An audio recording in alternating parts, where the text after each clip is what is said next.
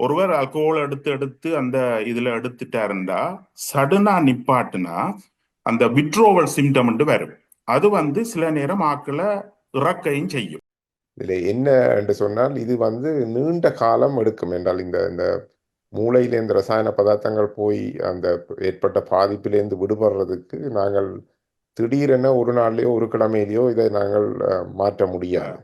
மறுவாழ்வு சென்டருக்கு போய்த்தான் ட்ரீட் பண்ண வேண்டும். இப்போ இங்க ஆஸ்திரேலியாவில் மறுவாழ்வு சென்டர்கள் சின்ன பிசினஸ் பர்பஸா நடக்கிற மாதிரியும் அங்க போயிட்டு திருப்பி திருப்பி எல்லாம் இங்க பிரைவேட் இதுகளும் நடக்குது. இந்தியாவில் எங்களுக்கு தெரியாது. ஆனா நீங்க வீட்டுல வச்சு ஒரு சைக்காலஜிஸ்ட் மனநல நிபுணரோடையும் ஒரு ஜிபி ஒரு டாக்டரோடையும் வீட்டுல ஒரு கேரர்ன்னு சொல்ற ஒருவர் இதுல பாதிக்கப்பட்டிருந்த அவருக்கு ஒரு கேரர் 3 பேரும் சேர்ந்து மெல்ல மெல்லமாக குணப்படுத்தலாம். ஆஸ்திரேலிய வாழ் ஜாழ் பல்கலைக்கழக மருத்துவ பீட வைத்தியர்கள் வழங்கும் ஆரோக்கிய வாழ்வு நிகழ்ச்சி. உடல் உள்ள ஆரோக்கியம் சம்பந்தமான அன்றாட வாழ்வில் எதிர்நோக்குகின்ற பிரச்சனைகள் பற்றிய கலந்துரையாடல் நிகழ்ச்சி பிரதி வியாழக்கிழமைகளில் பிற்பகல் 6:30 மணியிலிருந்து 7:30 மணி வரை கேட்க தவறாதீர்கள்.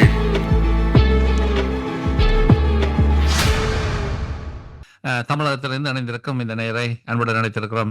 வணக்கம் ஐயா. வணக்கம். நான் வேலூர் மாவட்டம் கட்படியில் இருந்து சந்திரசேகர். அதாவது பொதுவாகவே இந்த ட்ரக் அடிக்ஷன் அதுல இருந்து வெளியில கொண்டு வருது அப்படிங்கிறது மிக கடினமான ஒரு விடயம் அப்படிங்கிறாங்க.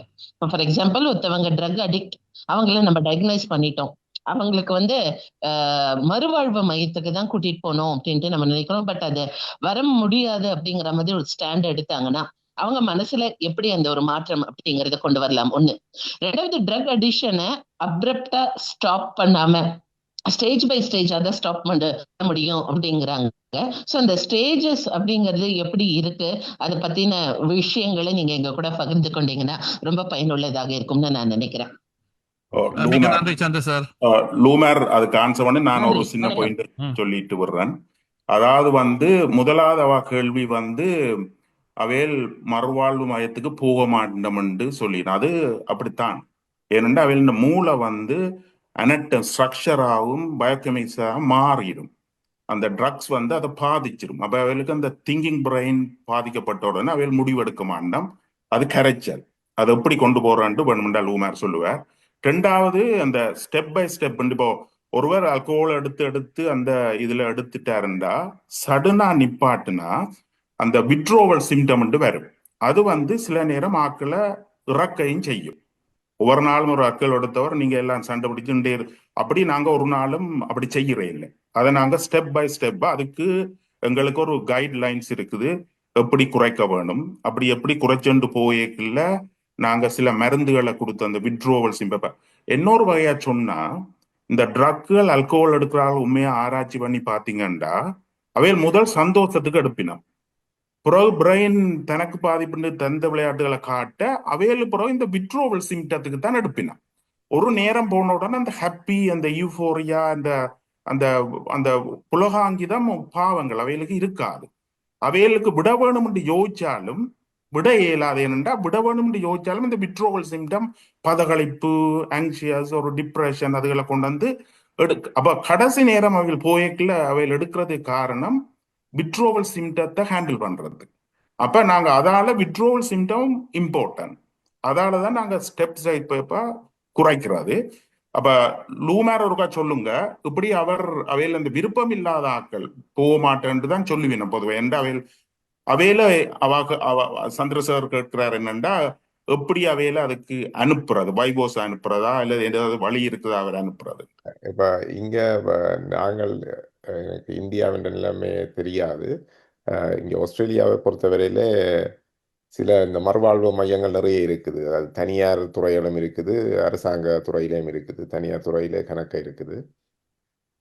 நாங்கள் கூடுதலாக பார்க்குறோம், இந்த மறுவாழ்வு மையங்கள் பெரிய வெற்றி அளிப்பதாக தெரியவில்லை. இந்த சிகிச்சை முறையில் பார்த்தால் அவர் மறுவாழ்வு மையத்துக்கு போய் 1 மாதம் அங்கே தங்கியிருந்து அவர் அங்கே சிகிச்சை கொடுத்துட்டு அவர் வெளியில் திருப்பி 1 கிழமை 2 கிழமை 1 மாதம் போனோடனே திருப்பி அவர்கள் திருப்பி அதே பழக்கத்துக்கு அவர்கள் அடிமையாகிறத நாங்கள் காணக்கூடியதாக இருக்குது.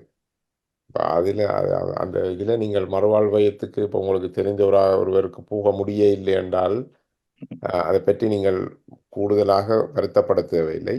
கட்டாயம் அங்கே போய்த்தான் சிகிச்சை பெற வேணும் என்று இல்லை. நீங்கள் சமுதாயத்தில் இருந்து கொண்டே நீங்கள் சொன்ன மாதிரி கொஞ்சம் கொஞ்சமாக இதுக்கு சிகிச்சை அளிக்கலாம். இதில் என்ன என்று சொன்னால் இது நீண்ட காலம் எடுக்கும் என்றால் இந்த மூளையில இந்த ரசாயன பதார்த்தங்கள் போய் அந்த ஏற்பட்ட பாதிப்பிலேருந்து விடுபடுறதுக்கு நாங்கள் திடீரென ஒரு நாள்லையோ ஒரு கிழமையிலையோ இதை நாங்கள் மாற்ற முடியாது. ஸோ இது மாசக்கணக்கில் சில நேரம் வருடக்கணக்கிலையும் போகலாம் இதிலிருந்து விடுபடுறது.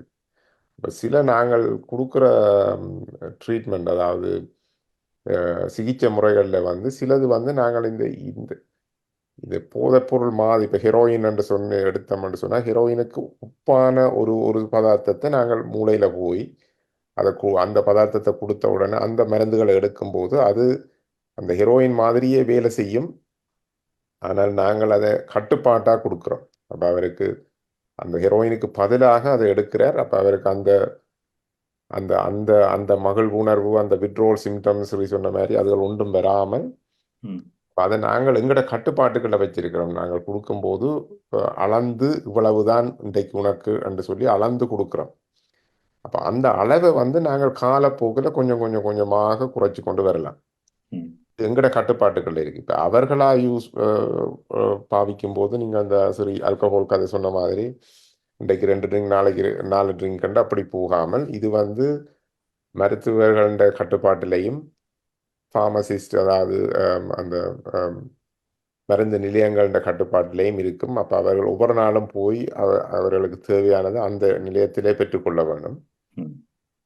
அப்போ அதிலே நாங்கள் அந்த அவருடைய எடுக்கிற அளவை நாங்கள் கட்டுப்பாட்டில் வச்சிருக்கிறோம்.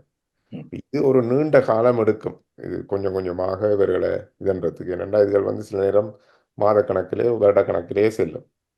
இந்த இப்படியான கட்டத்துக்கு அவர்கள் இதிலேயே போய் இருக்க முடியாது. என்ன 2 விதமான சிகிச்சை முறை இருக்கு. ஒன்று நாங்கள் அதாவது முற்று முழுதாக நிப்பாட்டி போட்டு அந்த விட்ரோல் சிம்டம் தான் கண்ட்ரோல் பண்ணுறது. அதைத்தான் அவர்கள் அந்த மறுவாழ்வு மையங்களில் செய்கிறார்கள். அதாவது அவர்கள் கொண்டு போய் டக்குன்னு கொஞ்சம் கொஞ்சமாக டோஸை குறைச்சி அவர்களுக்கு வர அந்த சக்தியோ கை நடுக்கமோ அல்லது நெஞ்சு படபடப்போ அதுகளை எல்லாம் அதுக்கு மருந்துகளை கொடுத்து அது ஒரு மாதிரி இல்லாமல் பண்ணிட்டு அது ஒரு கிழமைக்கு இருக்கும். அதுகளை கொஞ்சம் கொஞ்சமாக குறைச்சி போட்டு அவர்களை வீட்டை அனுப்புகிறாரு. அப்போ இது அந்த ஒரு மாதத்தில் போனாலும் அவைக்கு இருக்கிற அந்த கிரேவிங் என்று சொல்கிறது அதுக்குரிய அந்த கிரேவிங் அந்த ஒரு மாதத்தில் இல்லாமல் போகாது. அது ஈவன் வருட கணக்குகளுக்கு போகும் அதில். அப்போ அவர்கள் அதுலேருந்து வெளியில் வரும்போது அப்போ சரியான சில நேரம் அந்த பழைய நண்பர்கள் பழைய தொடர்புகள் இருந்தால் திருப்பி அதே பழக்கத்துக்கு திருப்பி அதே நிலைமைக்கு அவர்கள் போகிறதுக்கான சந்தர்ப்பம் இருக்கு. அப்போ கூடுதலாக நாங்கள் பார்த்தால் வெற்றி அளிக்கிற இது சமுதாயத்திலேயே இருந்து கொண்டு இந்த சிகிச்சை முறையில் எடுத்து நீண்ட கால நோக்கில் அதே நேரம் அவைகளுக்கு அந்த கவுன்சிலிங் சைக்காலஜிஸ்ட் இப்போ உங்களோட இருக்கிற இடத்துல இந்த மறுவாழ்வு நிலையத்துக்கு போய்த்தான் செய்ய வேணும் என்று சொன்னால் முதலே அவரை ஒரு நல்ல உளநல நிபுணர்கிட்ட ஒரு சைக்காலஜிஸ்ட்டை கூட்டி கொண்டு போய் அவைகளை கதைக்க விட்டு கொஞ்சம் கொஞ்சமாக அவையல் அதில் மாற்றி மனதை ஓரளவுக்கு அவைக்கு அந்த பிரச்சனை இருக்கின்றதை விளங்கப்படுத்தி அதுலேருந்து விடுபடலாம்ன்றதை விளங்கி கொண்டு பிறகு அவர்கள் அதிலிருந்து அவர்கள் அழைத்து செல்லலாம். ஓகே, லூமர் என்ன சொன்னவர்ண்டா இப்ப மறுவாழ்வு சென்டருக்கு போய்த்தான் ட்ரீட் பண்ண வேணும். இப்ப இங்க ஆஸ்திரேலியாவில் மறுவாழ்வு சென்டர்கள் சின்ன பிசினஸ் பர்பஸா நடக்கிற மாதிரியும் அங்க போயிட்டு திருப்பி எல்லாம் இங்க பிரைவேட் இதுகளும் நடக்குது. இந்தியாவில் எங்களுக்கு தெரியாது. ஆனா நீங்க வீட்டுல வச்சு ஒரு சைக்காலஜிஸ்ட் மனநல நிபுணரோடையும் ஒரு ஜிபி ஒரு டாக்டரோடையும் வீட்டுல ஒரு கேரர்ன்னு சொல்ற ஒருவர் இதுல பாதிக்கப்பட்டிருந்த அவருக்கு ஒரு கேரர் 3 பேரும் சேர்ந்து மெல்ல மெல்லமாக குணப்படுத்தலாம். அப்ப அந்த குணப்படுத்துறதுக்குரிய முக்கியமான இது அந்த கேரர் அந்த ஜிபி மனநிலை டாக்டர் கட்டாயம் விளங்கி இருக்கும். அந்த ட்ரீட் பண்ற டாக்டரும் கேரரும் விளங்கி இருக்கணும். இது அவர்கிட்ட சாய்ஸால வந்ததில்லை. நான் எல்லாரும் ஆல்கோஹால் எடுக்கிறது தான், கொஞ்சம் பேர் தான் அடிக்ஷனா போயினோம். அது எங்களுக்கு தெரியாது ஏன் அப்படி அவைகளுக்கு வருது, அவையில ஏதோ ஒரு இதுல வந்துட்டோம். அதை நாங்க ஒரு பொறுமையா அவர்கிட்ட பிஹேவியர்களை அக்செப்ட் பண்ணி, இது ஒரு நீண்ட குரோனிக் கண்டிஷன், இது கிட்டத்தட்ட 5 வருஷம் எடுக்கும் மீள்றதுக்கு. அப்ப ரிலாப்ஸுகள் அதுக்கிடையில வந்து போறது சகஜம். அதுகள் நாங்க விளங்குன்னா நாங்க என்ன செய்யறது, ட்ரீட் பண்ண கொடுப்போம், ஒரு மாதிரி நல்லா இருப்பார், திரும்பி அவர் எடுக்க துவங்கிடுவார், அதோட வருத்தரும். இவனுக்கு ஒன்றும் செய்ய இயலாது, இவனை திருத்த இயலாது, அவர் தான் எடுக்கிறார், அப்படி விடக்கூடாது. அந்த ரிலாப்ஸ் வந்து இந்த வருத்தத்தின் ஒரு அறிகுறி. அத ட்ரீட்மெண்ட் ஃபெயிலியர் ஒரு நாளும் எடுக்கக்கூடாது. ரிலாப்ஸ் இல்லாம வந்தா தான் கவலைப்படணும், வேற எங்கேயோ போகுது. ரிலாப்ஸ் வர்றது அதுண்ட நேச்சுரல் ஹிஸ்டரி, அதுண்ட தன்மை. அதுகளையும் விளங்குனா அவரை ட்ரீட் பண்ணலாம்னு தான் நினைக்கிறேன். இப்ப எங்களுக்கு மாதிரி நாங்க இப்படியானக்குள்ள பாக்குறோம். நாங்க எங்களோட அப்ரோச்சுகள்ல ஒரு காரண்ட் தரம் போனா திருப்பி திருப்பி எங்கள்கிட்ட வரையணும், எங்களுக்கு விளங்குது. அதே மாதிரி டாக்டர் விளங்குனாருண்டா வார நலுப்பன் இன்றைக்கு துளைஞ்சுது ட்ரக் கேட்க போறான் ஐயோ தலையடிச்சா நாங்களும் அதே மாதிரி தான் ட்ரீட் பண்ணுவோம். அப்ப அதை அப்படியே மிஸ் பண்ணி பட்டுரும். அப்போ எல்லாருக்கும் விளங்கி நீங்க ட்ரீட் பண்ணுனா இத தவிர்க்கலாம்னு நினைக்கிறோம். எஸ்.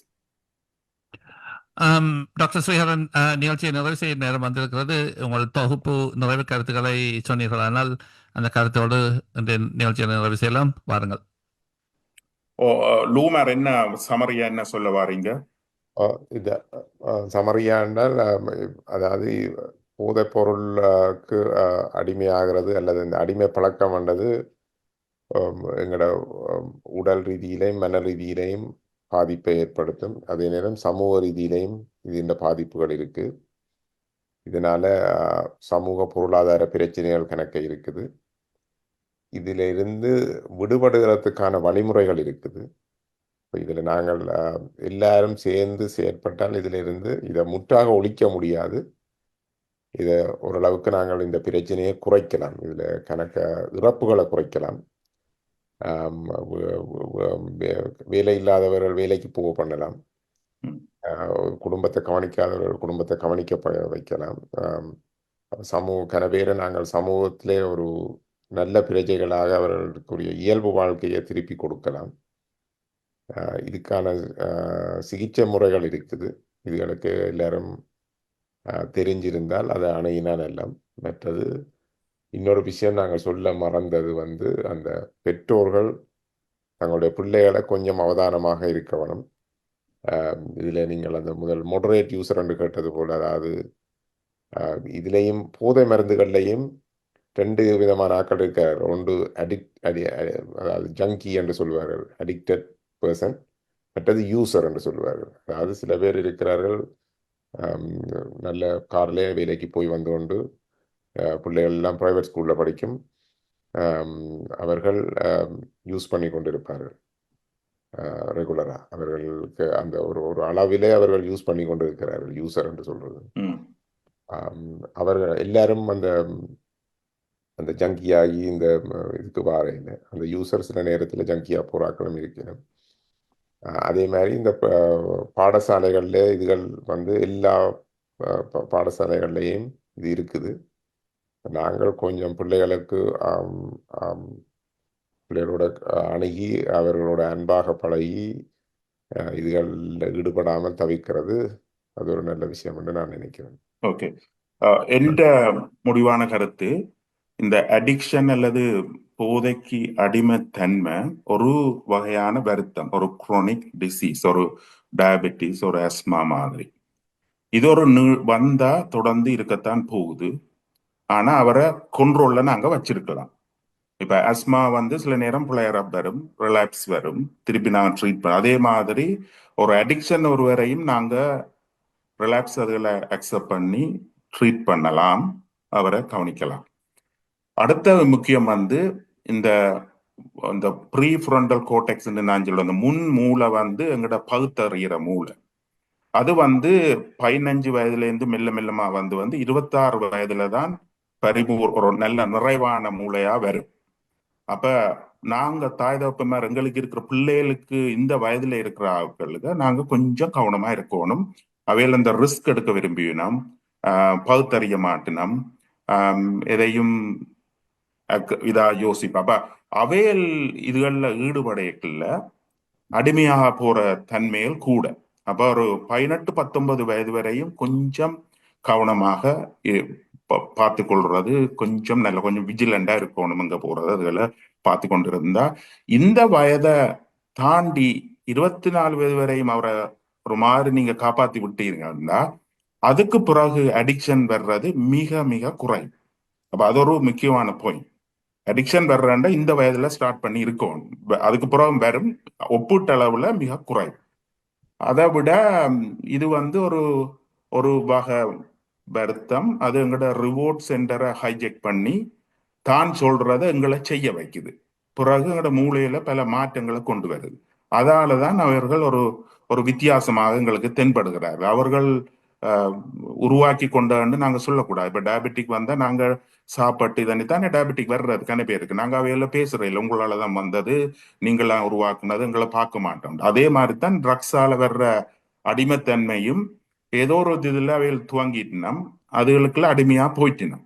அப்ப அதை நாங்க அன்போட கவனிச்சு பராமரித்தா அவர்களை ஒரு நல்ல சமுதாயமாக உருவாக்கலாம் என்றதான் என்ற முடிவான கருத்து. சிறப்பு டாக்டர் ஸ்ரீஹரன், சிறப்பு டாக்டர் ஹுமார்.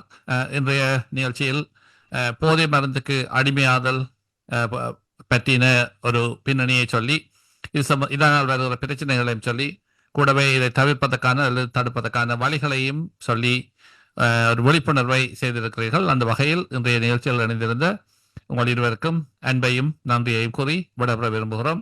மிக்க நன்றி டாக்டர் ஹுமார். மிக்க நன்றி டாக்டர் ஸ்ரீஹரன். நன்றி, வணக்கம். நன்றி, வணக்கம். இது வையகம் தழுவிய வான்வழித்தோழன் தாயகம் தமிழ் ஒலிபரப்பு சபை. இன்றைய நிகழ்ச்சியில் எங்களுடன் 2 மருத்துவர்கள் இணைந்திருந்தார்கள். யாழ்ப்பாண பல்கலைக்கழகத்தில் இருந்து பட்டம் பெற்று வெளியேறிய டாக்டர் பி லோகுமார் மற்றும் டாக்டர் டி ஸ்ரீஹரன் ஆகியோர் இன்றைய நிகழ்ச்சியில் போதை பழக்கத்துக்கு அடிமையாவதை தடுப்பது எப்படி என்ற தலைப்பில் பேசியிருந்தார்கள். அந்த வகையில் அவர்களுக்கும் அன்பையும் நன்றியையும் வாழ்த்தையும் சொல்லுகிறோம். இது வையகம் தழுவிய வான்வழித்தோழன் தாயகம் தமிழ் ஒலிபரப்பு சேவை.